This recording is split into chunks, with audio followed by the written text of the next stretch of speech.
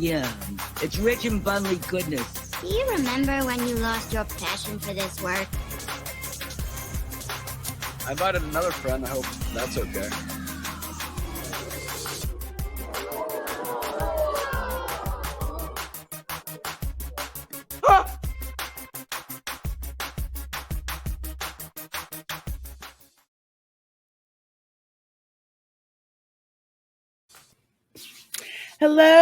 Hello, everyone, and welcome to my channel. I'm Reina Creole, bringing you that spice to sci-fi and pop culture analysis.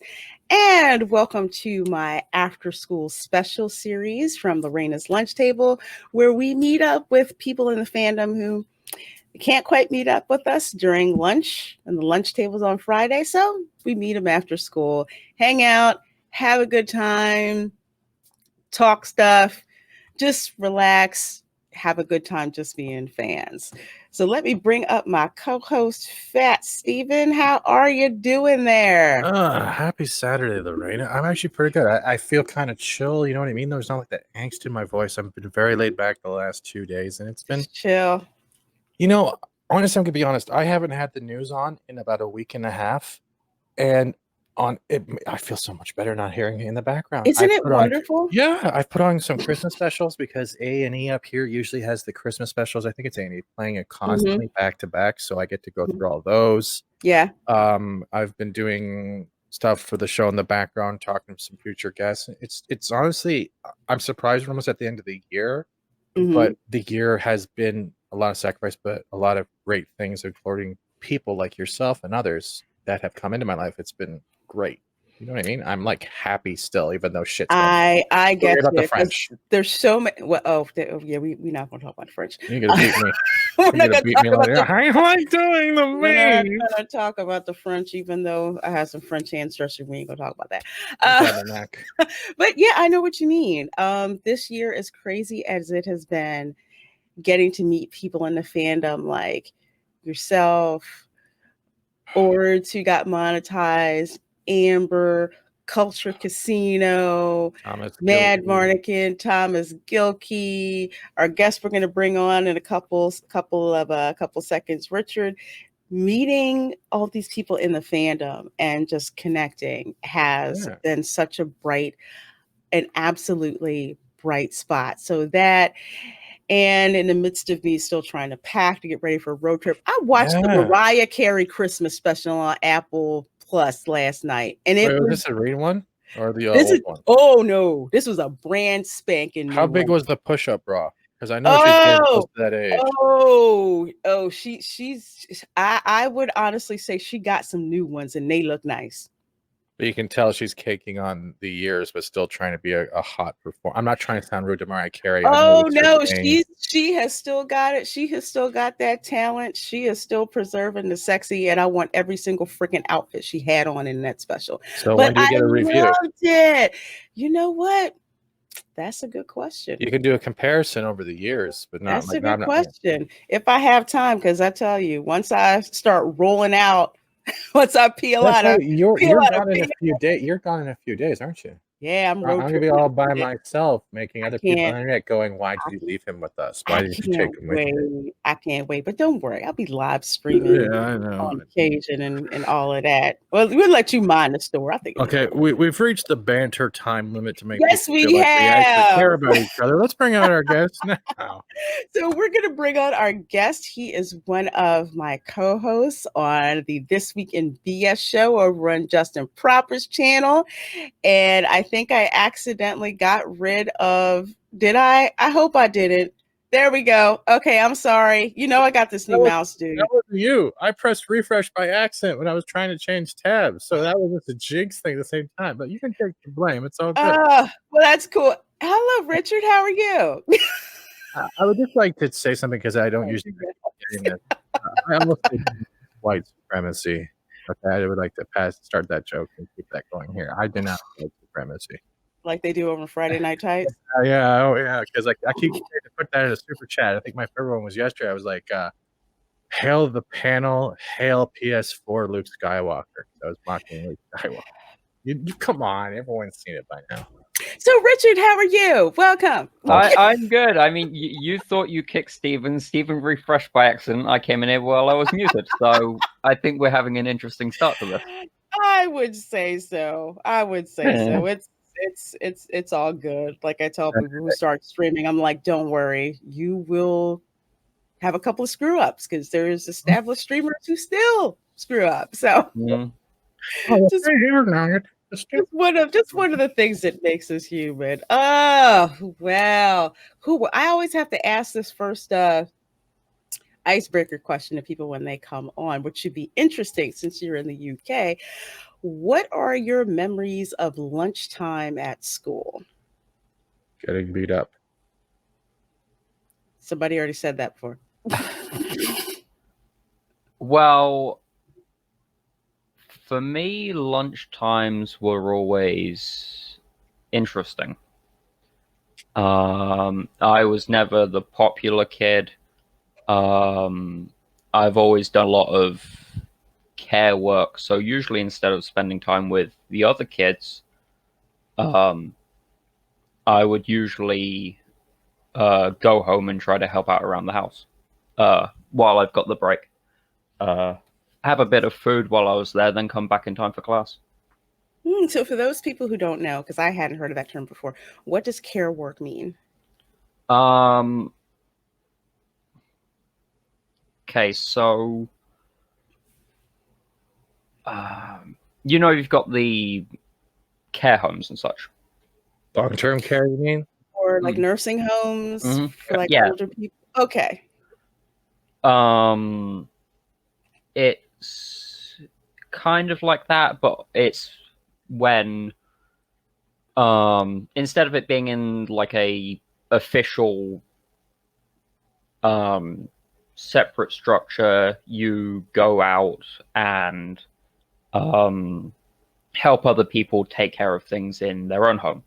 Oh, okay. So we call them like home healthcare aides. Like they'll go to. The reason why that picks my brain is because I'm watching something on Amazon. I'm watching that Small Axe series that John Boyega is in, and one of the characters was talking about how she was in care for something. I'm just like, okay. Oh, you mean orphanage? Oh, okay. So it's just interesting hearing that. So when you said it, I'm like, okay, I just want to make sure I'm thinking the same thing. Okay, cool. That's what we call it.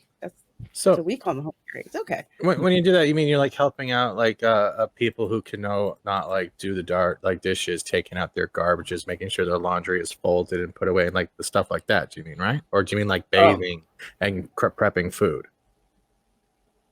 Something of both sides of that. Okay. Wow, that's more than just a help. It's something I've had to deal with my family for over a decade now. So in a way, you're like the Charlie from the Charlie and the Chocolate Factory original, where you're helping out the family. You know what I mean? though? You're helping with the cooking, you're helping with the chores, but you're also still living your life. But you're always doing the best you can for your family, but it's for other people. You know what I'm saying? What for my well, I suppose these days it would be helping other people as well, but when I was younger, it always focused around my family. Oh, okay, that's cool. I never thought about the Charlie and the Chocolate Factory. I didn't either. But you do realize, like, he always coming home, and all of his grandparents on both sides are all in his the bed grandparents all the time. were in the bed. Yeah, and Charlie is always thinking about them, his mom, his dad. And he's always helping them out. His grandpa Joe was even like, Charlie, just take the one gift. Take the one gift, or I will beat you. Take the gift.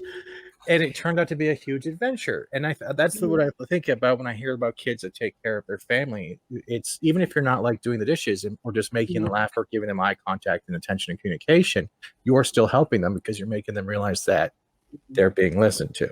That's interesting because that was like one of my favorite books to read when I was a kid. Yeah. Charlie and the Chocolate Factory. Mina was the Hardy Boys. I didn't really get into that much. I had the full hardcover series. Like, they were collector's items. And before that, it was the original hardcovers of the first editions of Dr. Seuss books. Okay, no, see, that's cool. Yeah. So that's cool. See, so you did that. So that's an interesting lunchtime at school. I haven't heard that answer before. That's a responsible kid. That's very yeah. What happened? What do you mean? My mother had a lengthy service in the military, and due to some accidents that happened during her term, it left her with some long-term scars that have never fully healed, unfortunately. I'm sorry about that. I didn't mean to get too personal. No, that's cool. What I really meant to say is what happened. It was the joke of what happened to you. You went from really responsible to now. What happened? I thought that's where he was going to pick it up. That's where I was going. I'm sorry. I don't know what happened, to be honest. Oh, okay. That's a good answer. So it just seemed like a lot of so kind of like really responsible type of thing. You so seem that's like a not good kid. that's not I think that if we would have been allowed out at school for lunch, some kids would have been able to do that. Some kids, they would go home and that's what they would wind up doing as opposed to going in at lunch. So I knew several kids who were the ones in their family that did that. Like as soon as they get home, they give mom a break who's been there all day caring for older relatives, and then they would help. Because now that I think about it, there were a lot of kids that do that because a lot of them had families with multi-generations that were living in the same house. So it also teaches you at the same time how to not only care for loved ones but respect your older generations, because they can always teach you something new by passing on a story that seems to be forgotten as more people stare at a screen rather than a human face. And I think that's quite commendable that you seem to have that I don't like dealing with people kind of mentality, but you have the joke and persona of responsibility hiding underneath it. I'm sorry if I'm reading too far into this. I'm really bad with giving good compliments. No, that's fine.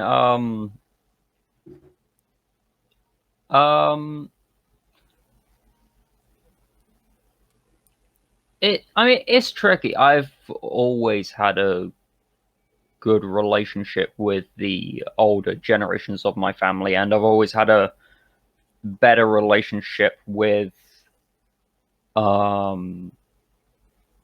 teachers, for example, than I have with other kids my age. So yeah. Kids are assholes. Sorry, you can beep that up. I'm sorry. How long? 13 minutes. I said assholes. I'm probably I'm gonna leave that in there because some kids can be real assholes. I'm not kidding. So here's my reference as an American. So with the UK, with Manchester up north, London down south, and Wales the other way. Yeah. Where are you in relation to the UK where you live? I am right below Wales, just across the Bristol Channel? We don't know. Okay. I don't know right now. It's Channel Islands. Okay. Yeah, Bristol Channel. Okay. I have one question, because when Reina brought up Wales, it was like she was talking about Miami University for a second. Is that the same kind of joke? No, I had to laugh because do you know what Karen Prime likes to do? Oh no. She likes to make jokes about men from Wales. So that's why I kind of snickered a little bit. Those aren't jokes, it's true. No. That's why I said it, because usually when I do it, I say Manchester, London, and Anglia. That's usually what I use. But I'm in my mind, I remember Karen Prime saying Wales. I'm like, okay, I'll throw that in there, because when she sees this, immediately I can see exactly what she's gonna start saying. So okay, so then that way, because tracing my family's history, the ancestors from Okay, I have to say Britain because not everybody's English. Apparently, that pisses people off. If like you're Scottish and you're called English, it's like if you're Jamaican and somebody calls you Trinidadian, and that's a fight. Just kind of mapping out where certain ancestors live. So that's why I always like to ask people in the UK, like, where exactly are you from? Because there's some of my folks who from like Bristol, some of them that are from Scotland, some of them that are like from the Anglia area, and some of them from a very famous place called Stratford upon Avon. Which I've heard of blew anyone come to my door. Usually we just call it Stratford. Really? That's much easier to deal Yeah, with. we shorten a lot of those names for some reason. It's like Newcastle upon Time or something. I'm like, do Yep. you say the whole thing? I mean, it sounds cool, but it's just like after having to repeat the whole like name. Like there's a town in Florida called Howie in the Hills. No one says the whole freaking thing. I'm serious. I think I'll have to bring that up on the Florida stream. But yes, there's a town called Howie in the Hills. Wait, Richard. Then are you going to be doing a video maybe in the future of the things, the rumors that are actually true of men of Wales? Well, I'm not trying to but it could be used as a satire. Video, I have this is my weird moment. I have a Welsh friend. Yeah. So you use them for reference? We're still not sure if his kid is actually his because it's not fluffy enough. What does that mean, fluffy enough? Why am I picturing half a lamb chop play along and half a human right now? The kid looks all right, but it has a hand up its ass. I don't know what's going on here. I'm sorry. I just keep picturing Karen Prime just typing lines in the chat. No, I've been to the UK like 4 times, so I love visiting because it's like it's America, but not quite. So I always found it interesting because we're the one country that's made up of 4 countries that all hate each other in some way. I don't hate you. That's something else I ran into too, because looking up colonial American documents when it was a British colony, I'll read things where so-and-so was this drunken Irishman walked in and the Scot got pissed at him and the British officer came in and said, "You're both scum, get the heck away from me." I'm like, man, do any of you like any of you? Oh, wait, they all hate the French. So if the French guy walks in, they can't stand him. But it is just interesting, even depending on what part of the UK you come from, because like with my Mayflower ancestors, with all of them on the same ship, the who the heck were they? I'm trying to remember who the heck they were. No, one guy. I keep blanking his name out. This is awful. I should know this, but he was basically the first colonist that was executed in Plymouth Colony for like murdering somebody. But anyway, what happened was they were from some hick ass place in the UK, and none of the others really liked them at all. Well, they Cornish? They might have been. It could have just been. They might have been, because they had people that were from, I'm probably saying this wrong, Worcestershire, from Ipswich, out near Anglia region. Some of them that were from like near London. So a lot of them were very highbrow, very educated. And then basically you bring over these British rednecks that are always causing problems on the ship. Their kid almost blew up the ship by discharging a firearm and almost hitting the powder keg and almost blowing up the ship. Yeah, they basically said they were trash. they basically called them trash pretty much. So it's interesting when you read stuff like that, just like the little areas where people didn't quite like each other. So yeah, well, I come. If you were to sort of have an image of the United Kingdom in your mind, I'm mainland Britain, basically the opposite end of where Scotland is. Okay. I'm right next to Cornwall, for those who know what that's like. Oh, okay. So I'm as close to a redneck as you can be without actually being a redneck. I'm sorry. What's the instrument of the rednecks in the UK then? Before some of my cousins who were Mayflower descendants, like, give me a brush and a crap because I couldn't remember who this guy was. His name was John Billington. That's who this guy was. His name was John Billington, because actually my 11th great grandfather William Bradford signed the guy's death warrant pretty much and had him executed on the spot. So yeah, don't accept any paperwork from Reina Creole in the near future. Yeah, my British relatives were the ones signing death warrants. Yeah, one had no. the wife whipped for slander in the town square. One got he got sued because he was serving alcohol to the Indians on Sundays in the colony. I'm so not kidding. Oh yeah. It's that sounds like something the Irish would do. And they didn't have any Irish in the colony until about 1630, because my 10th great grandfather was an indentured servant from Ireland. Yeah, he was. So he was brought over there. Yeah, that's an interesting part of American history. Yeah, it's an interesting part of our history as well.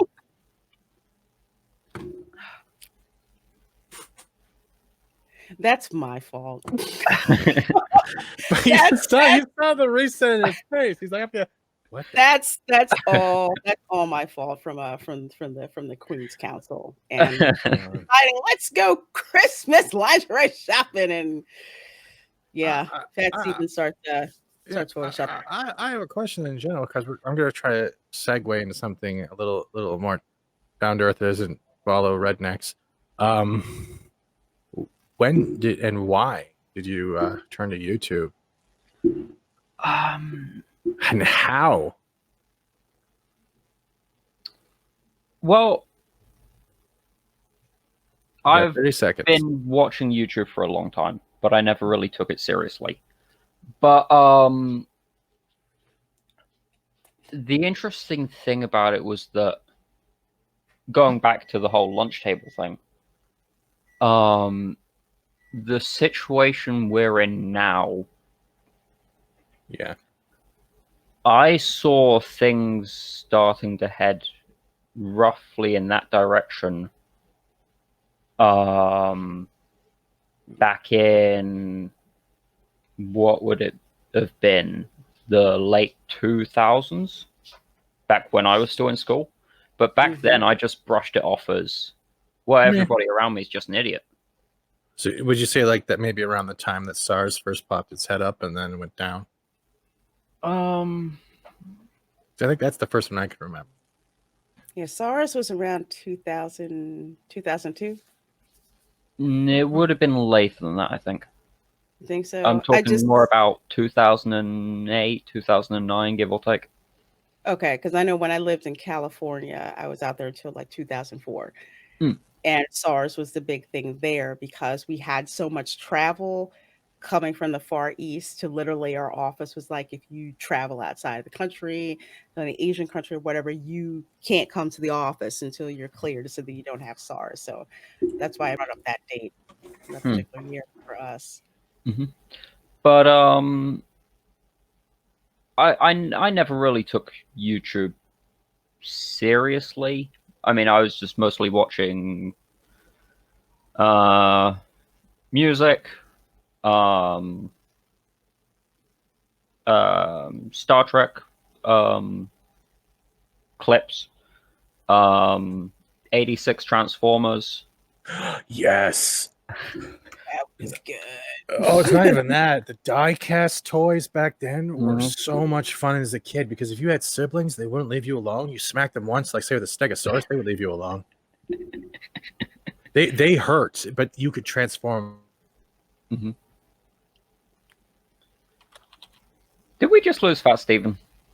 I hope not. I just gather his thoughts to be back. Yeah, because YouTube, I used to look at it for like clips of people doing stupid crap because my coworkers would send me links and we'd watch and laugh. And again, yeah, for music, especially older stuff that you hadn't seen in a while. So it's like, yeah, we'd watch it, for music, but it was more like it's a repository for all that stuff that you didn't remember seeing or wanted to refresh your memory about, that it was like out there. So it was mostly just something to have fun with for the most part. But I've always been a long time Star Trek fan, Transformers fan. Which Star Trek? Which Star Trek's your favorite? I've always leaned more towards the original series, but when Enterprise came around, I drifted towards that as well. I've always preferred the take on the Federation where they recognize that they're not perfect. They try to be honest about their flaws. They try to better humanity as a whole rather than one skin color, one gender. They didn't care anymore after that. It was pretty much betterment of mankind, explore the universe, meet other races, not feel alone in the galaxy. That's the Enterprise. Enterprise was one I felt bad about not getting a chance to watch. Because I just didn't. I'm trying to remember what the heck took my focus, but I'd heard good things about Enterprise as opposed to Star Trek Discovery. When stuff came out about that, I'm like, I'm not touching it. Enterprise, it was mostly, man, I'm really missing a lot. I got to sit down. I got to sit down. For me with Enterprise, how many of you guys watched Quantum Leap back in the day? I did. So when I started watching Enterprise, I couldn't get myself out of Quantum Leap. I kept seeing Captain Archer and expected Al to show up with Ziggy and take him out of the time. I think so. But StreamYard is like, he's gonna wake up and be a chick. Yeah, that was such a cool concept of a show. Quantum Leap. I love that show.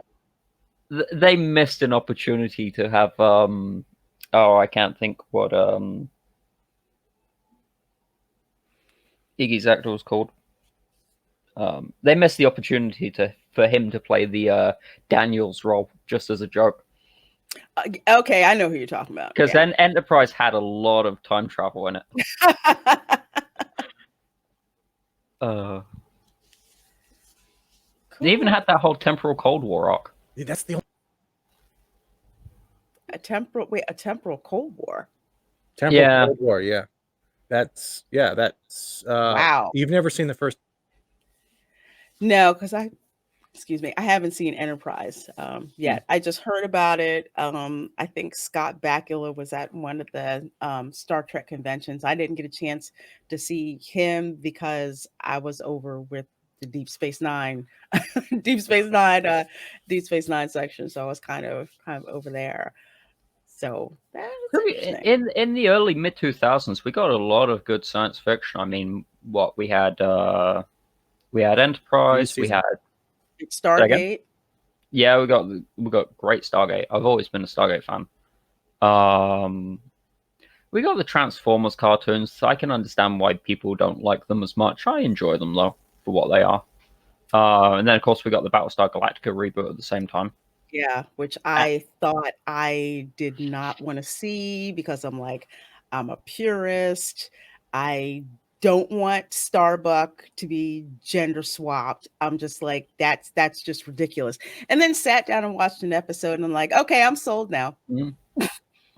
Because they didn't make a big deal like now where they make a big deal if they cast a woman. It was like, yeah, we hired Katie Sackhoff to play Starbuck. So we're going to try something different and make Starbuck a woman.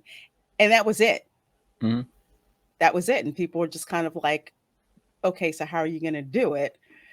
Because I guess when that period in time, they weren't harping so much on, oh, it's going to be great because she's a woman. They're just like, yeah, we just decided to swap genders and see what kind of stories we could come up with. And so I'm like, it was the last time we had honest entertainment. I agree. But Yeah, we got a lot of great stuff in the mid 2000s. I mean, that was the tail end of the prequels. Some people like them, some people don't. I'm fine with them personally. I recognize the flaws, but and then of course we got the Doctor Who reboot roughly around that time as well. Wow, call it reboot. Kind of a reboot, not really. This is a mic check. Yeah. Can you guys hear me now? Echoing a bit, but yeah. I can hear you, but a little bit echo. Echo. Is that better? Yeah, that's much better. That's much better. I don't know what's going on, but when you're saying Stargate, I'm kind of pissed off that they didn't continue Universe. It had a lot of potential. And the way they ended it bothered me. Oh, we're all going to go into cryo sleep and hope someone picks up our series in 20 years. Wait, that's what happened? Yeah. Stargate Universe got a second season and it dropped off. Yeah, it literally dropped off watching it because I think I didn't get a chance to go back and watch it. I'd met most of the actors on the show. Like Tori was really sweet. She was really sweet meeting her. So I didn't get back to watching it. I think it was right around where they weren't sure if they were going to get a second season. So I didn't go back. I didn't go back and check it out. But dang, that's how they ended it. Unfortunately, Universe had a very shaky run of things. It did. It wasn't as it seemed like they just kind of threw it out there. No, you had to take it this way. They were trying to take Stargate into the Star Trek style. But the thing is, they didn't have enough when it came to actually meeting other alien races in the, what was it? Another galaxy. But it had a lot of potential, but people weren't giving it a chance. And it's still much better written than half of the stuff we've gotten in the last 5 years, from whether it be Star Trek, Star Wars, or anything else. I kind of think Stargate was a shame because it was always kind of an alternate universe, but grounded in our universe. So they were very limited on the stories they could actually run with it.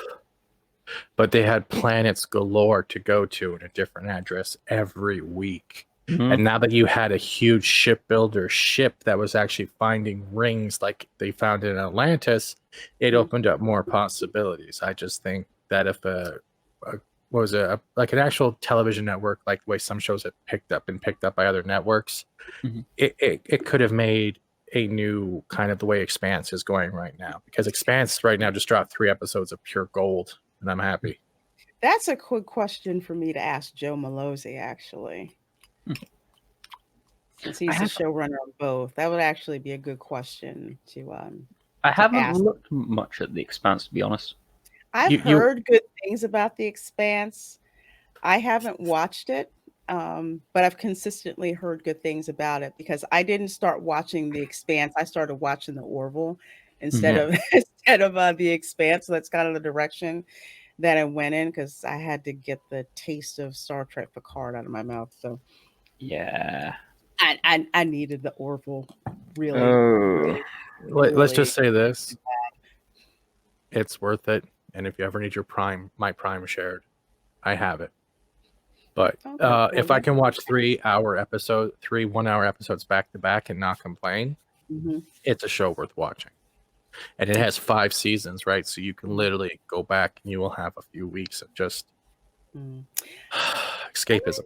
I'm gonna check it out. Like I said, I've heard nothing but good things about it, which again proves good sci-fi can be written if you care enough about it to do the hard work and do the world building and all that. Because I know you talked about the Doctor Who reboot. Are you a big Doctor Who fan?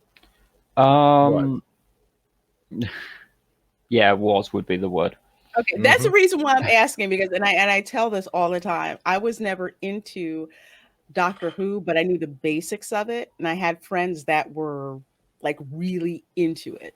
So it was one of those where it's not a sci-fi series I got into personally because it wasn't my cup of tea, but knew there were legions of fans that loved it. When I went to conventions over in the UK, I was excited because I'm like, I could actually talk to some homegrown Doctor Who fans And it was just a freaking loved series, absolutely loved series. Even here, here in the US, there was, I think, an episode of Community that they did as like a ripoff of Doctor Who, and I think Raj was talking about some show that was trying to rip off Doctor Who. It's funny. You have to go back and watch Community, but there was actually an episode when it came back with Eccleston, and the Eccleston actually played the Invisible Man on Heroes. If you remember the 2, I think, episodes he was in, he actually was the Invisible Man. When you saw him, you kind of got a flashback if you remembered Heroes. And as soon as he grabbed Rose's hand and said, "Come with me," it was like he was grabbing you as the viewer's hand at the same time, and you just got sucked into it.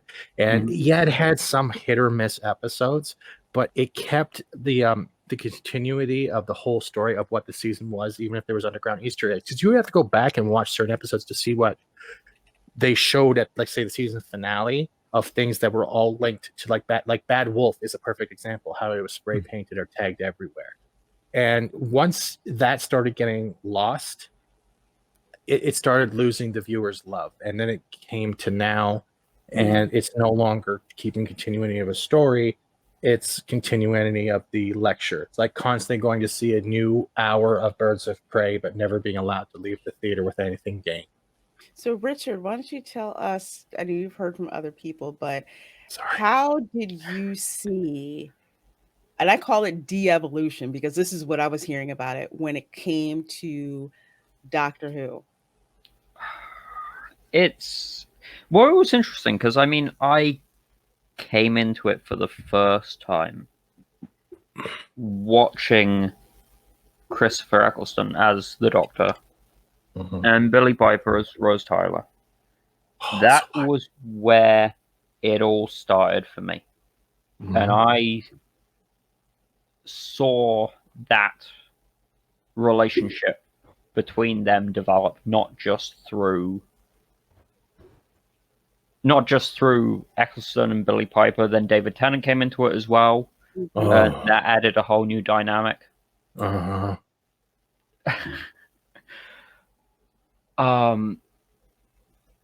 It's because after that I went back and started watching some of the older stuff. So it was interesting to see Baker. Everyone tells me to start with David Tennant as a Doctor. If Tennant is eye candy as well as sci-fi and emotional attachment, that's why a lot of people do it. But yeah, but also Tom Baker. I'm sorry. If it wasn't for Eccleston and Tennant, I would have gone back to the older black and whites and progressed through the whole stuff. And there's still one Doctor that drives me nuts, and it's the short blonde hair dude. I cannot focus. I forget what his name is, but Peter Davison? Maybe. Or was it? Did Colin Baker have blonde hair at that point? It was short hair, but it wasn't. Oh yeah, it was. It was the one who was dressed like someone you would find in Irvine in the U.S. Yeah. The weird white hat and the celery stalk. Oh yeah, that was Peter Davison. Yeah. Cricket player. Oh, really? Huh. I have no idea how that freaking game is played. I just know a lot of people from the West Indies play it. It's got this square bat. I'm like, okay. It's interesting because, if you see during it wasn't the Christmas special, it was the Red Nose Day special. You see that Peter Davison's take on the Doctor influenced David Tennant a lot. To the point where there's very distinct references. But it's annoying because after David Tennant left, because let's be honest, if he hadn't left when he did, he would have been doing it forever. But after Matt Smith came in, everything just started getting really weird, and I fell out of it very quickly. When you say weird, is it that like the changes in story, or it just didn't seem to? I don't know, maybe I guess stray from what you think might be a tried and true formula for Doctor Who? I don't. I'm not. I've never been someone who's been a formula person. If you want to try something, try something. But Mm-hmm. it was almost as if, in some ways, everything about the show shifted when Matt Smith came into things. Mm. Um, And who is Matt Smith? Was he an actor or was he a showrunner? he's the actor who played the 11th Doctor. Okay. Though all things considered, the numbering has always been a little bit odd because we got that thing with the severed hand becoming a new Doctor technically, so the numbering's always been a bit weird for me after that. Are you talking about the whole when they're ripping two different Earths and the hand actually became half human, half tenant? Yeah. Yeah, he was left in the alternate Earth, if I remember correctly, but he was also half human, so he would age with Rose Tyler so she could have the happy life with the man she actually loved, or alien she loved. Yeah, so it was just after Matt Smith came along, everything just became really almost cartoony in a sense. I'm not really sure how to describe it in a better sense than that.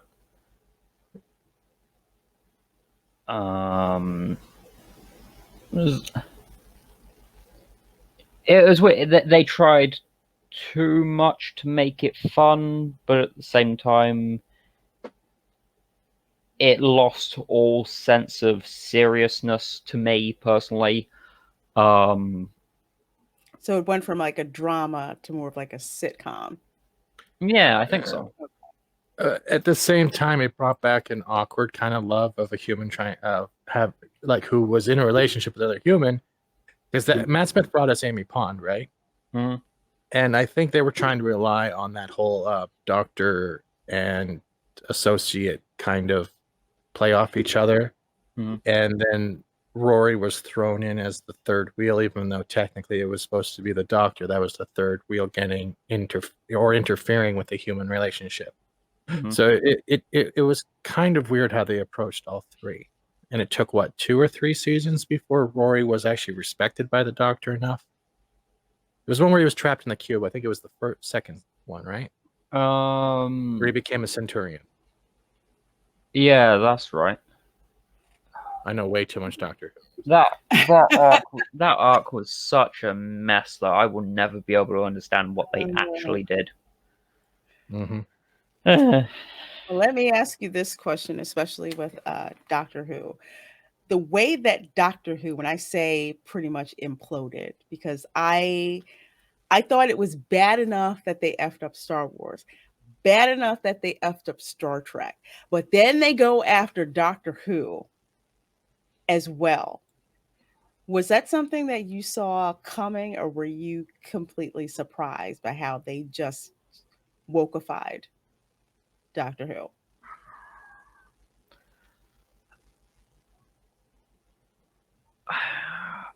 I wouldn't say I saw it coming, but I wasn't surprised. It was like when Matt Smith came into things, I didn't know how to explain it, but I had the gut feeling that something was changing and I didn't like where it was going. So in some ways, this kind of continued that trend off a cliff and down into the ocean with a big fireball in the process. Wow. And now the smoldering wreckage is being licked upon by the waves, and the smoke's still rising, but the fires have kind of gone out. But I don't think they're going to be able to fish it up and repair it. Now, I would have to agree from what I'm hearing. And now, I guess, because I don't know how, so I guess I'm trying to get an idea of how it works over in the UK, but something to do with licensing, that they're not getting enough money. I don't know how that works because I know here in the US, we have like PBS and they get money from donations. They also get a kickback from our government, which I do not like. And, they'll ask people to donate money to it. So that's how that works. But I've never heard of like a show being able to still be on the air linked to, I guess we'll call them taxpayers, paying money to the BBC in order for it to stay on. Yeah, I mean, the BBC is interesting. I mean, well, we've had the BBC since World War II, if not before.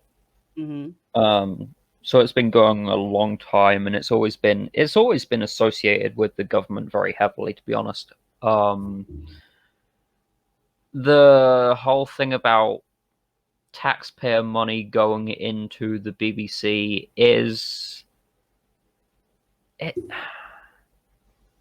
it's something that's just always been there, so we never really paid attention to it too much until they started saying we're evil for existing, for lack of a better term.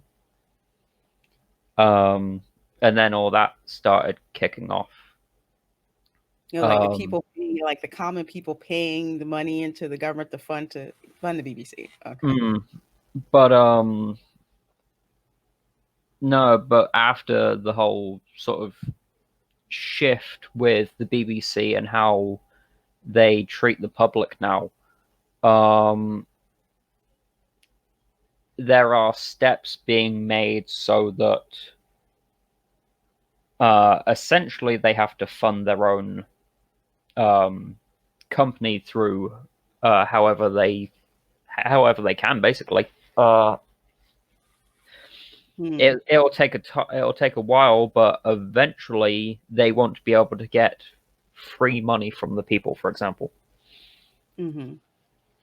I can't wait.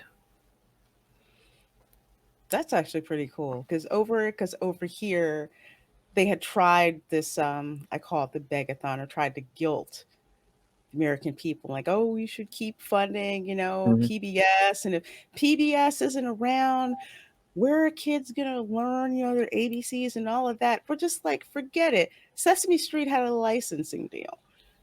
There's other television shows on, and people watch other stuff. No one in America is sitting watching PBS on a regular basis at all, unless you're one of these ivory cow people. I mean, it was different when I was a kid, when cable TV was just coming out. So a lot of people didn't have it. But the more prolific cable TV and streaming has become, no one's watching PBS, really, at all. So they just kind of fell on deaf ears with that. We're just like, we really just don't care. I watch their YouTube channel on occasion, but that's about it. They have a couple of documentaries here and there that'll actually be pretty good. But as PBS is kind of one of those things where there's this special that's not anywhere else and it's on PBS, so we'll go and check it out. Well, I've always been a history and history and science person, so some of their historical documentaries, though mind you, when I say history, I'm going way back. So history, which era of history? As far back as you can go, basically. Okay. All the way back to the Cambrian period, if possible, when that was all kicking off. I've always had a fascination with where we have come from and where we are going. So I've tried to learn as much as I can. Oh, cool. So you're going to have to enlighten me. What is the Cambrian period? That seems to be really far back. Okay, so if memory serves, the Cambrian period is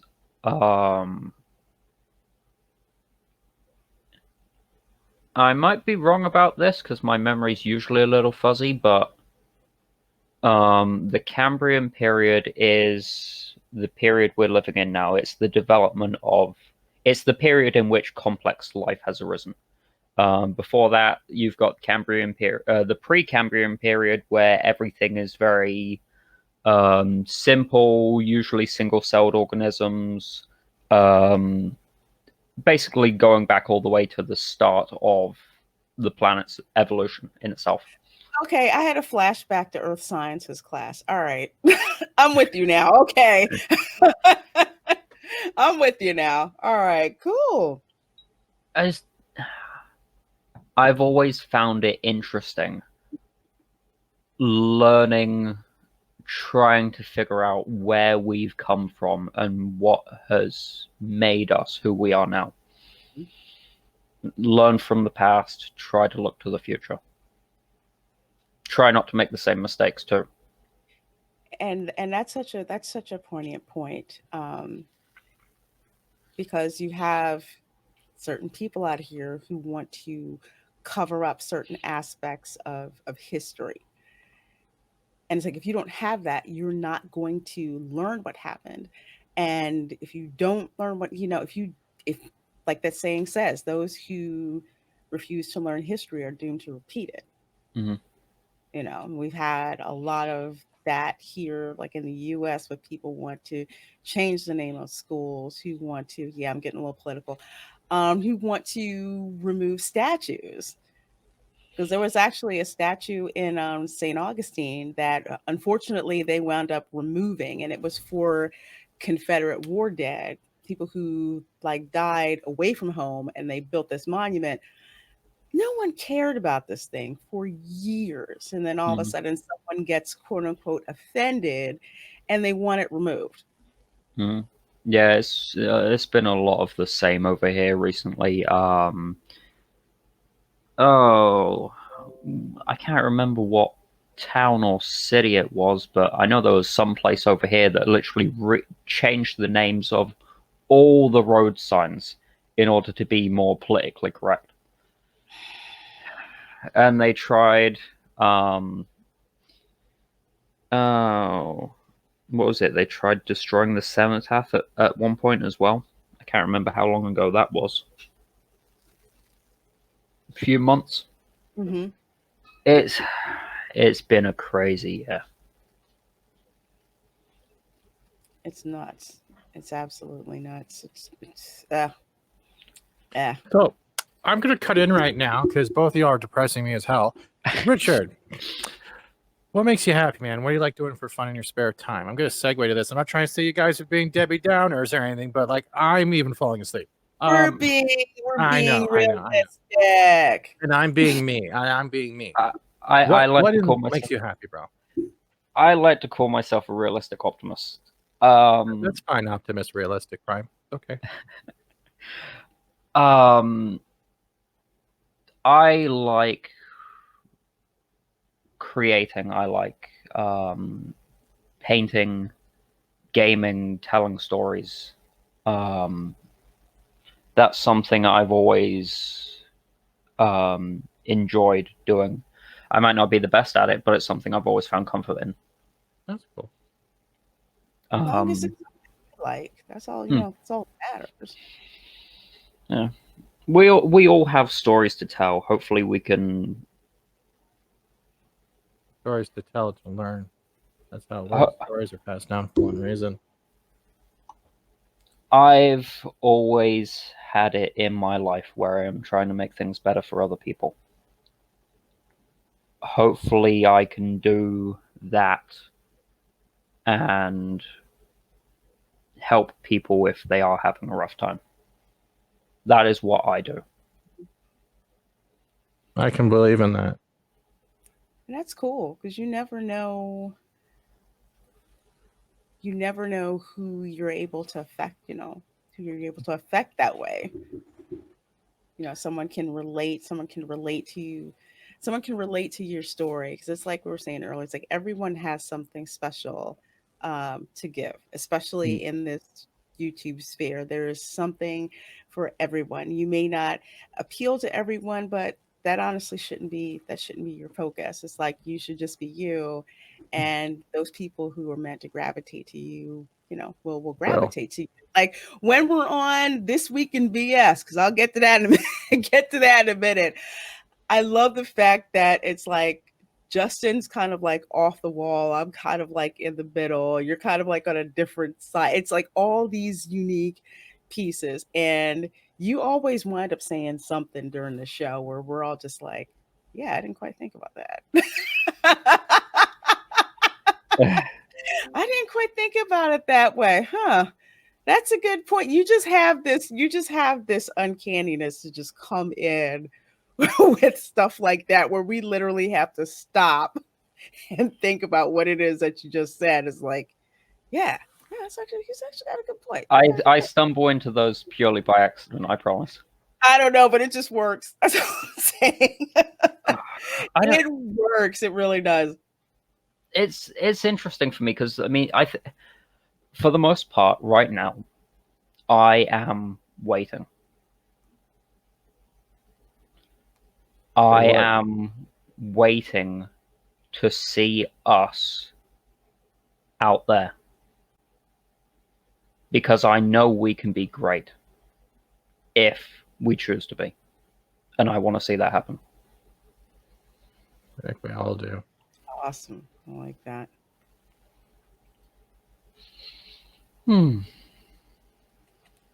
Very cool. Very cool. So, how on earth did you get hooked up with being on This Week in BS? Well, funnily enough, it kind of goes back into the earlier bit about how did I get started on YouTube, because like I said before, I knew something was changing when I was a kid. I didn't know what it was. I just assumed people were stupid. But then the more time has gone on, I've noticed the trends that have been happening. I was never a massive Star Wars fan like I was Star Trek, Transformers, Stargate, Doctor Who. But, well, to be honest, it's kind of funny because, I mean, Star Trek, we kind of got the whole JJ treatment before the Star Wars people did. Yes. Oh, anyway. So that in a sense, that was almost where I came into it, because I saw as like, oh, JJ, what have you done? Oh, you love Star Wars, fine, you can go over there. Yeah. And then The Force Awakens happened. I was very much in the same boat as Jeff Hicks when The Force Awakens happened. Because I was a prequel defender. I wasn't too big on the original trilogy, but I love the prequels. The prequels, I could kind of take or leave them. The only prequel one that I was interested in, I just said, wake me up when Revenge of the Sith comes out, because that's the only one I'm actually halfway interested in. I didn't really care too much, but the prequels, they were okay. I didn't understand a lot of the hate that some of them got, but they were okay. I still want Jar Jar as a Sith Lord. That's the one thing I want. That's the one thing I want in life. That would have made him interesting. Make the Force choke you. Some of the things he did in Phantom Menace, there's no way you can explain that without the Force. No. But yeah, so it's like when JJ went over to Star Wars, I was happy for the Star Wars people, but yeah, then that happened. That was when I really started getting actively involved in things. And I was kind of quiet about it at first, but when The Last Jedi came out and everything changed, there's way I just started as a Jeremy parody, and things went from there. Because of course, before This Week in Bullshit, there was the Council of Jeremys. Yeah, I heard. And that was where I got into it, really. Okay. And then I've just been going ever since. It's just interesting how common it is on the show when we ask people, how did you get started in YouTube, and how much of it revolves around what happened with The Last Jedi. It's I don't think I've run into anyone yet who no, that would be Mandy, because that was a little different with Comicscape, but pretty much everyone's like, yeah, I was just on YouTube pretty much, not paying that much attention, but really started getting into it when The Last Jedi came out. And I think it's because people felt that their voice had been silent as fans, because even with the prequel movies, we didn't feel insulted as fans. We kind of felt like, hey, you got to give into something more or something different. But we weren't collectively pissed off and insulted. I'd never seen anything like that happen with respect to Star Wars. So it's just interesting to hear people saying that. So where do you think you're gonna go with your channel going forward? I'm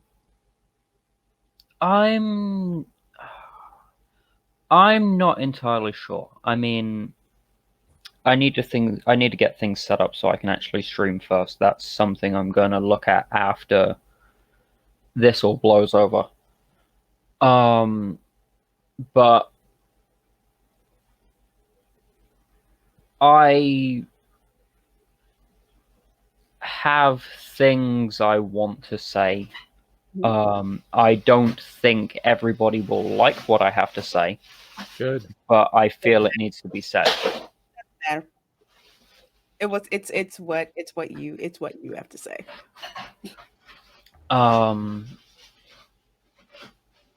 But it's not really my channel so much. It's just that I want to be able to tell stories. Humanity isn't perfect. It never will be. But I want to try and help people realize that things aren't as bad as they might seem. That's actually a good point, because I've been on a couple of other streams and you'll hear people say about how bad things are and how bad people are, and notice that a lot of these people are spending way too much time on social media. Social media is like a sample of what's going on, in society. You go out and you talk to people and you get something that's totally different. A lot of people while people are frustrated with everything that's going on, if anything, you hear a lot more stories about people reaching out to people that they've never reached out to before. People neighbors they didn't talk to before. Now all of a sudden they know, I make it a point to check on this person and check on that person. And just with things that are going on charity wise for Christmas, I haven't, it's like a huge uptick. People are like actively trying to find out, who can I help? Who doesn't have? Who needs? It's been crazy. So I think a lot of people, it's just like, you have to get out of social media and see what's actually going on, kind of disassociate yourself from the constant drone of news, because I've had to turn it off a lot of times, especially, Twitter has their, as aptly put it, propaganda window that they have going on. Which is why I don't like going on Twitter on my desktop. If I go on my phone, I don't see the propaganda section, but if I go to the desktop, it's right there and prominent. It's just, I want to freaking deal with that. Yeah, I know what you mean. I haven't watched the news in a long time, because I mean, obviously, we've had our own interesting political issues that has been going on over the past 4 years, and is Brexit ever gonna happen? Because those of us over here, we're just like, when we heard that Brexit vote went through, we were just like, man, that is awesome. We're just like, are they ever gonna let you guys break free of Brussels? it's not them you have to worry about. It's the European Union is good if you're part of the elite. On a country level and socially. The problem is we do have a relatively old system where our country is still run by the elite in a lot of ways. And they unfortunately are able to make a lot of decisions that normally wouldn't be acceptable to the general population. So because it serves their own interest, at the end of the day, we're all just servants. We're loud servants, but we're servants. Man. Mm-hmm. Interesting.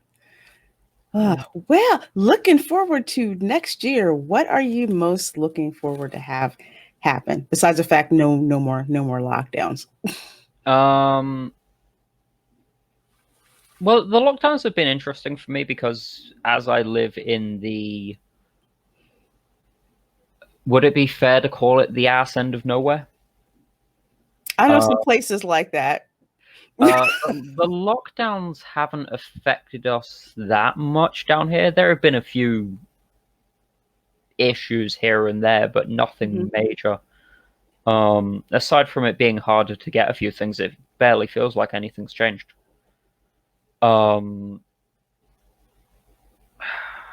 It's weird because the people who are screaming for the lockdowns the most are almost the ones who are being the worst affected by it. So I think it'll stop when people realize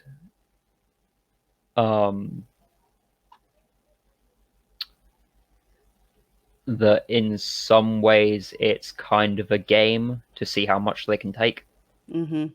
Yeah. The peasants will only tolerate so much before they revolt. Oh yeah. That's what I've been waiting for this entire time. That's what The Last Jedi was. It was the peasants revolting. Big time. It always happens. It's just a matter of time. So last question I'm going to ask you, unless Fat Steven, do you have a question? Oh no, I'm actually just listening and taking it in. It's nice to hear Richard talk. Yeah, that's pretty cool. So what, if anything, pop culture wise, are you looking forward to or just getting into? Well, that's interesting. I've pretty much given up on everything for the next decade at the very least. It's slow, but like I said, I want to tell stories. I am working on my own science fiction project, which I am to use to tell those stories. Cool. Show people that they can be good, even if things are bad. Wow, that sounds extremely interesting, and it is sorely needed because it's science. Oh, go ahead. Oh, sorry. Oh no, go ahead, Richard. I was just going to say it's a science fiction setting. It's a science fiction setting as well. So yeah, it is sorely needed right now. Because it used to be that sci-fi was one of the most optimistic things that you could watch, even when they had the quote unquote crap characters, the crapsters that were out there. I mean, conflict was inevitable, but you knew it was going to end up being hopeful one way or the other. I mean, they could drag it out. You could have all kinds of crap happen. Like I give people the example of like when Picard was taken by the Borg and what was done to him. And you're just like, you're just going to let them get away with this? And he came back, but he wasn't completely whole, but it took several episodes for him to process that, and we kind of got taken on that journey, and eventually, it turned out to, while it still affected him, everything turned out optimistically in the end. And that part of sci-fi being true storytelling, sci-fi telling stories about the good and the bad in humanity, but eventually the good winning out over that. That's something we really, really, really need. And like, I haven't seen The Expanse, but even though it started to get more serious and parody with the Orville, it was happening with that series as well. You could see the same thing going on. So whenever your sci-fi project comes out, dude, there's an audience waiting for that, for real. I have a few ideas in it for backstory that you might find amusing, being a Star Trek fan. Cool. Just to throw one out there quickly. Humanity ends up starting a war because they were trying to bang aliens. I can see that.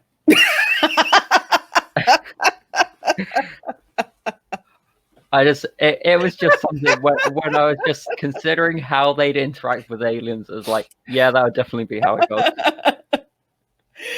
Oh man. Oh god, that's a good one.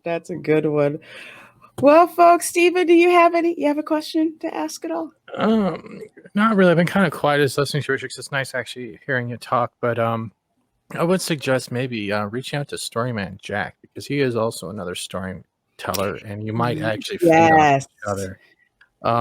Another thing is, please keep Proper in check. I don't think he did a very good job of it, and I think he will never say it, but he likes having you giving the opposite reality with your own stern face. It's what? true. Don't shake your head, bro. You know it's true. All of it takes confidence. Rich people say, I have a thought. And it's funny how we just all Justin's face. Yeah, because Justin's face goes like, oh shit, he's gonna talk. And his face turns red, going, you're gonna make something I'm not gonna like.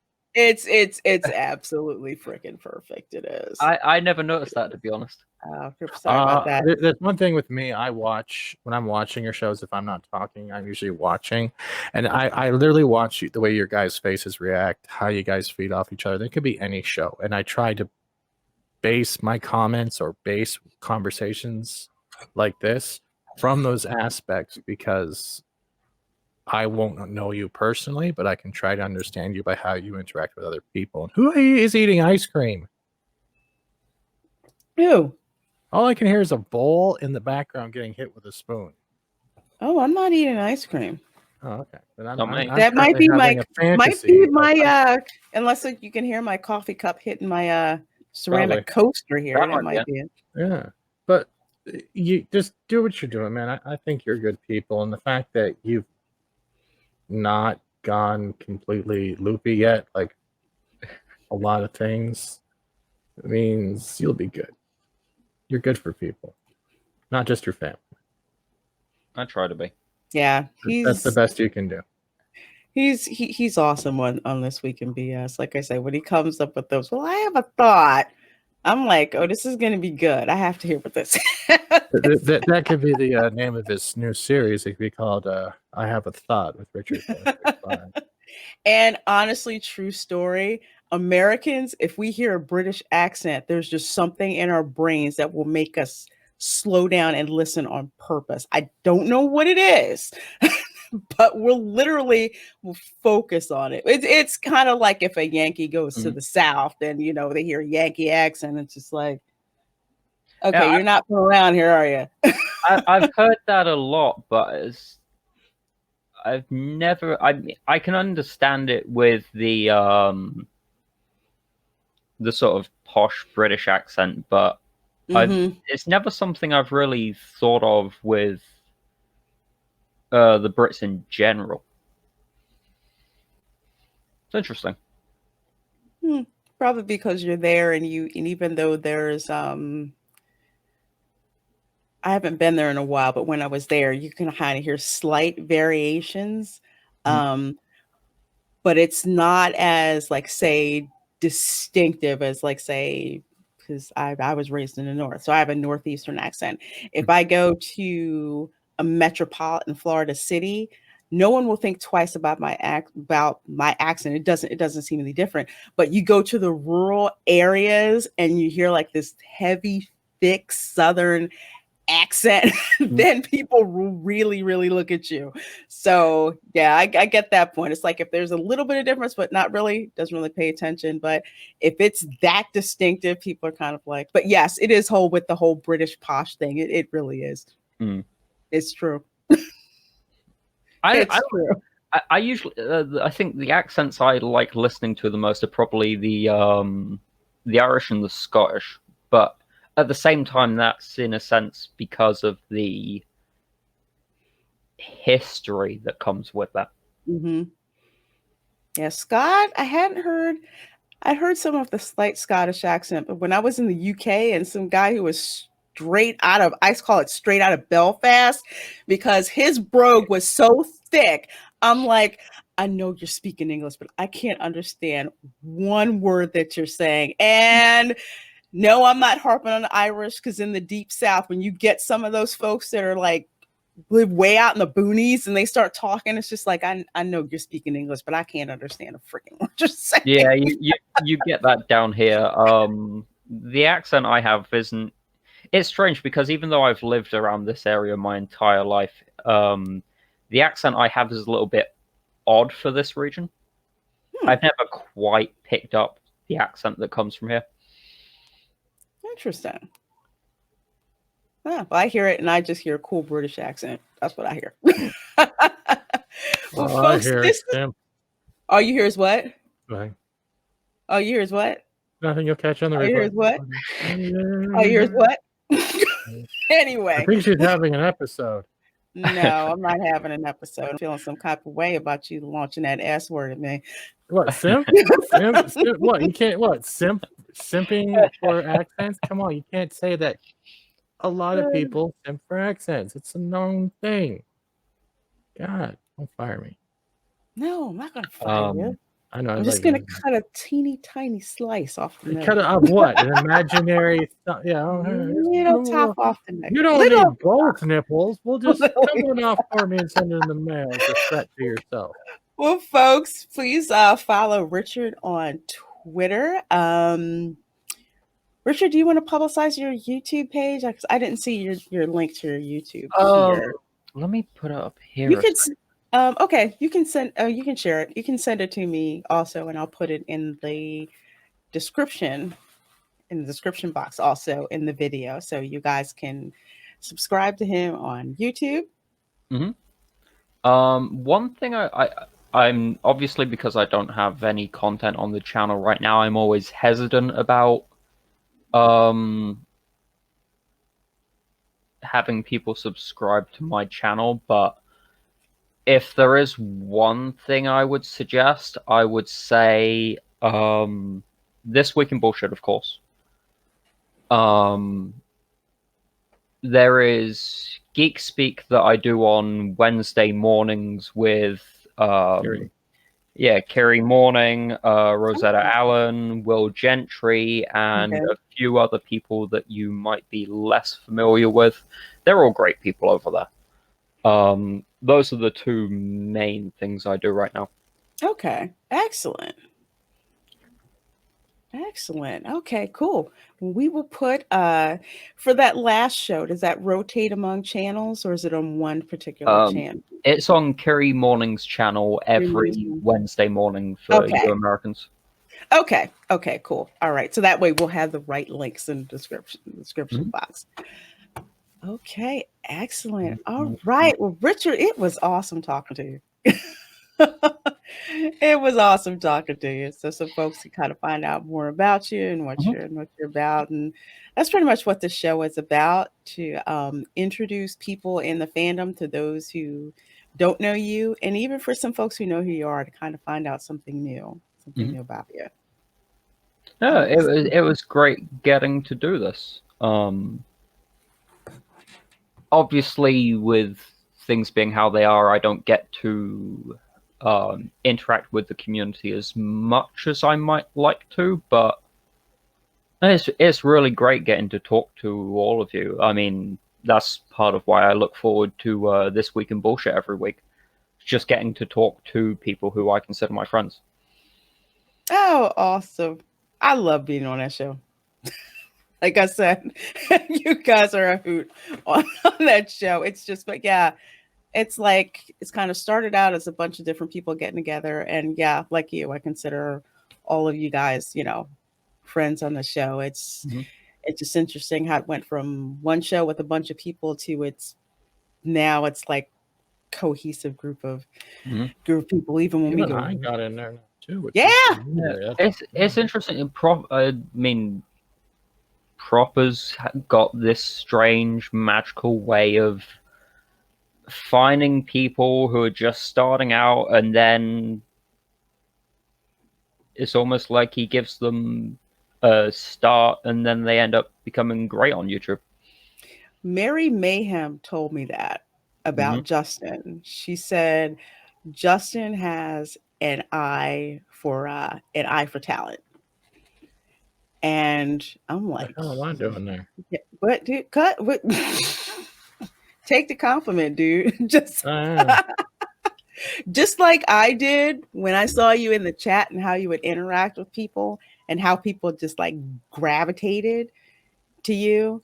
That's like what Justin sees in people. He just, I didn't figure it out at the time. I'm like, well, why the heck do you want me on the show? I mean, I volunteered to be on the show, but you want to keep me? Okay, that's fine. But yeah, he's one of those people who just has an eye for picking out talent and everything. So it's a great group. I love being on that show. It's just too much. It's just too much fun. We have way too much fun on that show. Sometimes it's a little bit crazy, but it's always fun. Yeah, it's always a great time. It's always a great time, and I look forward to that on Thursdays at 7 p.m. Eastern. So, folks, this has been a great interview with Richard. Please do follow him on Twitter. The links to the 2 shows that he is on is in the description box. Cool. And with that, thanks so much for joining us. And, folks, we will see you next time. Bye. Y'all have a good night.